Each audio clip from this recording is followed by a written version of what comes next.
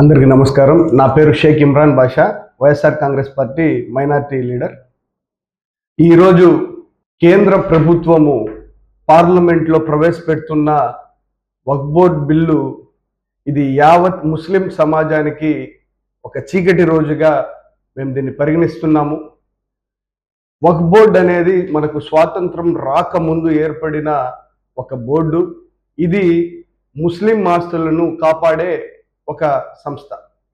ఇది doctor BR Ambedkar గారు కూడా రాజ్యాంగంలో వక్ఫ్ బోర్డుని సముచిత స్థానం కల్పించి ముస్లింల ఆస్తులని కాపాడే ప్రయత్నము మనకు స్వాతంత్రం వచ్చినప్పటి నుంచి జరుగుతుంది.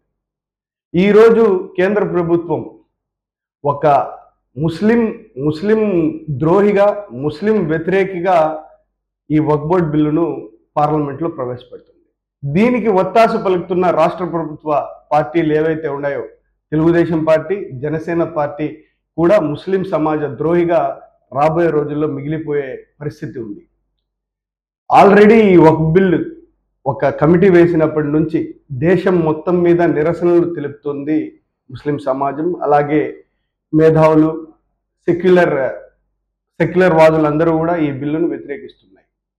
ఈ మా గొంతులు, మా బాధలు ముస్లిం సమాజం ఏదైతే అభ్యర్థిస్తుందో దీన్ని పట్టించుకోకుండా తెలుగుదేశం పార్టీ, జనసేన పార్టీ ఈ బిల్లుకి సపోర్ట్ చేయడము, దీన్ని పార్లమెంట్లో ఓటు వేస్తూ ఆమోదం తెలపడము ముస్లింలను మోసం చేయడమే, ముస్లింల మనోభావాలని తీవ్రంగా దెబ్బతీసే విధంగా మేమందరం ముస్లిం సమాజం భావిస్తుంది.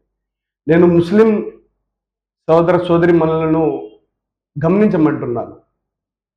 ఈరోజు పార్లమెంటులో రాష్ట్రం నుంచి ఏదైనా ఒక పార్టీ ముస్లిం పక్షపాతిగా ఉందంటే అది కేవలం వైఎస్ఆర్ కాంగ్రెస్ పార్టీ. పార్లమెంటులో ఈ బిల్లుకు వ్యతిరేకంగా ఓటు వేసింది కూడా వైఎస్ఆర్ కాంగ్రెస్ పార్టీ. ఇది రాష్ట్ర ప్రజలందరూ గమనించాలని చెప్పి నేను మీడియా ముఖంగా తెలియజేస్తున్నాను. అలాగే మీరు గమనిస్తే కేరళ రాష్ట్ర ప్రభుత్వము, తమిళనాడు రాష్ట్ర ప్రభుత్వము, తెలంగాణ రాష్ట్ర ప్రభుత్వం, వెస్ట్ బెంగాల్, కర్ణాటక రాష్ట్ర ప్రభుత్వాలు ఈ బిల్లుకి, జమ్మూ అండ్ కాశ్మీర్ ఈ బిల్లుకు వచ్చేసి పూర్తిగా వ్యతిరేకిస్తూ వీళ్ళు పార్లమెంటులో వాళ్ళ వ్యతిరేకతను తెలియజేస్తున్నారు.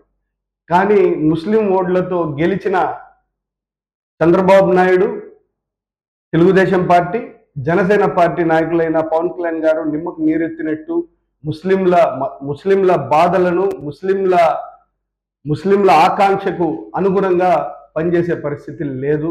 ఇదందరూ ముస్లిం సమాజం, ముస్లిం సోదర సోదరిమణులందరూ గమనించాలని చెప్పి రానున్న రోజుల్లో పెద్ద ఎత్తున ఇంకా ఉద్యమాలను నిర్మిస్తామని చెప్పి మేము మీడియా ముఖంగా తెలియజేసుకుంటాం.